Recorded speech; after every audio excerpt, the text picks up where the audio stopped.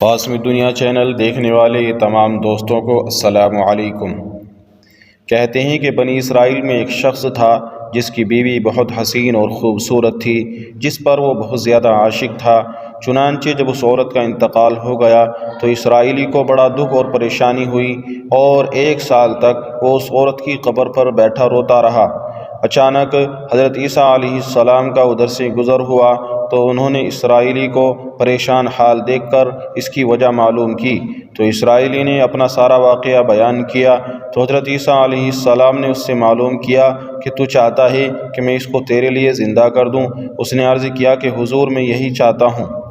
چنانچہ حضرت عیسیٰ علیہ السلام نے اس قبر کے مردے کو آواز دی تو قبر سے ایک حبشی غلام، جس کے ناک، آنکھوں اور جسم کے دوسرے سوراخوں سے آگ کی لپیٹیں اٹھ رہی تھی، حضرت عیسیٰ علیہ السلام کو دیکھتے ہی غلام نے کلمہ پڑھا۔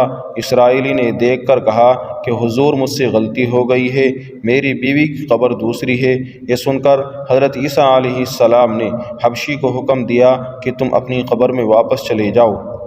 چنانچہ وہ مردہ ہو کر گر گیا اور اس کی قبر کو مٹی سے ڈھک دیا گیا، اور پھر حضرت عیسیٰ علیہ السلام نے دوسری قبر کی طرف توجہ فرمائی اور حکم دیا کہ اے قبر والے، اللہ کے حکم سے زندہ ہو جا۔ چنانچہ قبر پھٹی اور اس سے ایک خوبصورت عورت سر سے مٹی جھاڑتے ہوئے باہر آ گئی، جس کو دیکھ کر اسرائیلی بولا کہ یا روح اللہ، میری بیوی یہی ہے۔ اور حضرت عیسیٰ علیہ السلام کے حکم سے وہ اسرائیلی اپنی بیوی کو ساتھ لے کر گھر واپس جانے لگا، مگر عرصے سے جاگا ہوا تھا، اس لیے اس پر نیند کا غلبہ طاری ہو گیا، اور اس نے بیوی سے کہا کہ تیری قبر پر رونے دھونے اور اس بیداری کی وجہ سے میں ہلاک ہو گیا، اس لیے میں چاہتا ہوں کہ کچھ دیر آرام کر لوں۔ بیوی کہنے لگی کہ ہاں آپ آرام کر لیجئے۔ چنانچہ وہ اسرائیلی بیوی کے بازو پر سر رکھ کر سو گیا۔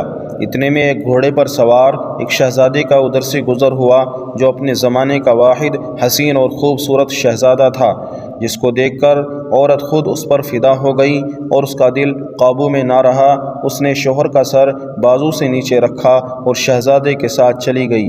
چنانچہ اس کے شوہر نے بیدار ہو کر جب اپنی بیوی کو نہ پایا تو بہت زیادہ پریشان ہوا اور اس کے ملنے کی تدبیریں سوچنے لگا۔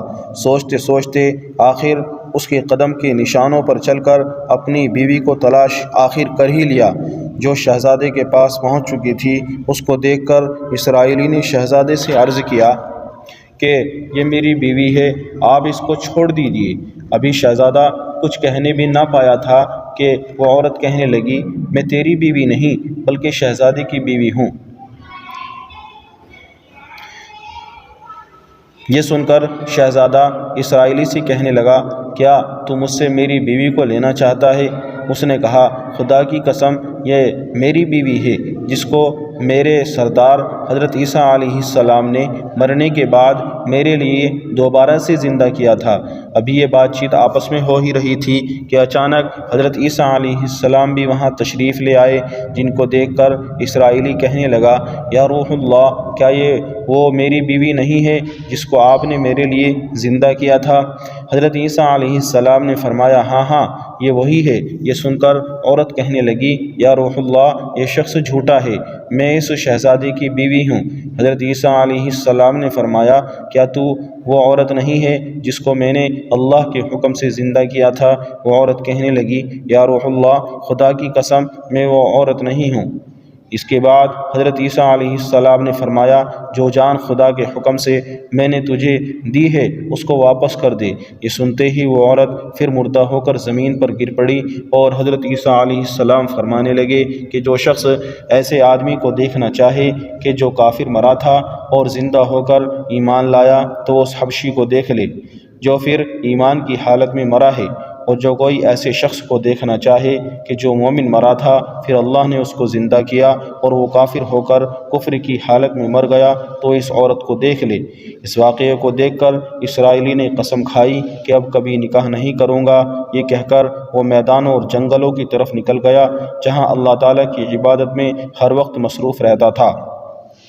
کچھ دنوں بعد وہ اسرائیلی مر گیا دوستو، کامیابی ہمیں اپنے نبی صلی اللہ علیہ وسلم کی اطاعت اور آپ کی سنتوں اور آپ کی زندگی ہی سے حاصل ہو سکتی ہے۔ چنانچہ ہمیں بھی چاہیے کہ ہر حال میں اپنے نبی کی اطاعت کو سامنے رکھیں